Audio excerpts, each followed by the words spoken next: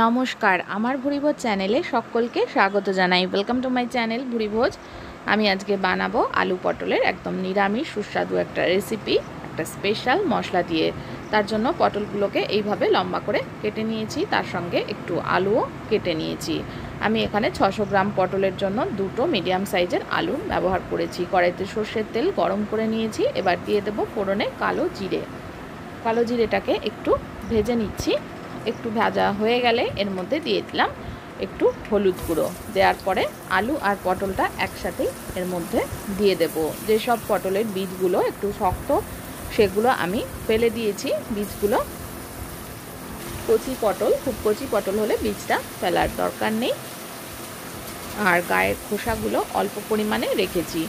অল্প পরিমাণে খোসা রেখে লম্বা লম্বি করে 4 টুকরো করে নিয়েছি একটা পটলকে। এবার পটল আর আলুটাকে ভালো করে একটু ভেজে নিতে হবে। ভালোভাবে মিশিয়ে নিচ্ছি। মিশিয়ে নিয়ে আলু আর পটল ভেজে নেব। ভাজার সময় এর মধ্যে দিয়ে দিলাম 1/2 চামচ মতন নুন বা স্বাদ মতো নুন দিয়ে দিলাম। এবার ভালো করে নুনটা মিশিয়ে পটল আর আলুটাকে ভেজে নিতে হবে। এই রেসিপিটা আপনারা ভাত রুটি দুটোর সঙ্গেই খেতে পারবেন। ভীষণ হালকা পাতলা একটা রেসিপি, কিন্তু খেতে ভীষণই ভালো। এর মধ্যে দিয়ে দিলাম 5-6টা কাঁচা লঙ্কা, চেরা কাঁচা লঙ্কা অ্যাড করে দিলাম। যে যার পছন্দ অনুযায়ী ঝালটা ব্যবহার করবেন। এবার কাঁচা লঙ্কাটাকেও আলু পটলের সঙ্গে একটু ভেজে নিচ্ছি।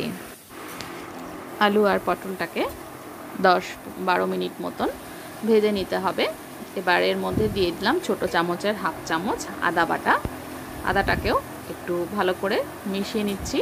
আদা বাটাটা দেওয়ার পরে আরও 1 থেকে 1.5 মিনিট মতন আলু আর পটলটাকে ভেজে নেব।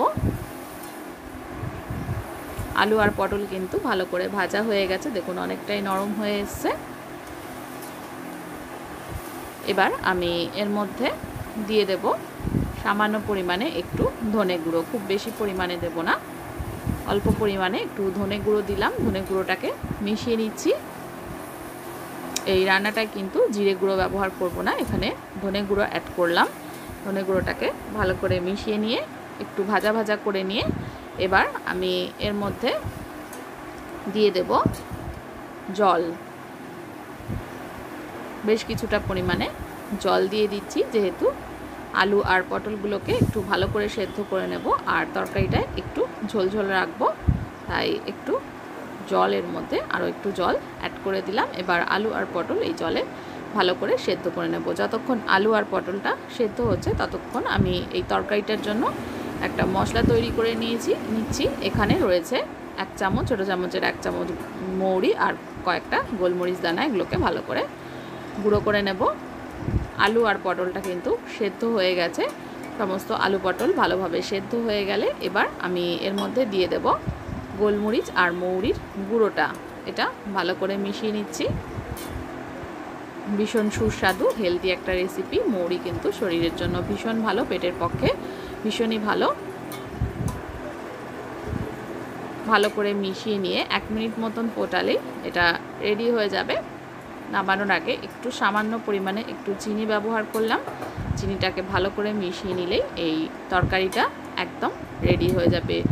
ভাত রুটি এগুলোর সঙ্গে আপনারা এটা খেতে পারেন। পটলের ভীষণ হালকা পাতলা কিন্তু টেস্টি একটা রেসিপি একদম তৈরি হয়ে গেছে।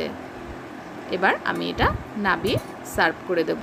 প্রত্যেকটা আলু পটল কিন্তু খুব ভালোভাবে সেদ্ধ হয়ে গেছে, যেহেতু ভালোভাবে আমি এগুলো ভেজে নিয়েছিলাম। দেখুন এটা সার্ভ করে দিয়েছি। রেসিপিটা ভালো লাগলে আমার চ্যানেলটাকে যারা এখনও সাবস্ক্রাইব করেননি তাদেরকে অনুরোধ করব সাবস্ক্রাইব করে নেওয়ার জন্য। সকলে ভালো থাকবেন, সুস্থ থাকবেন।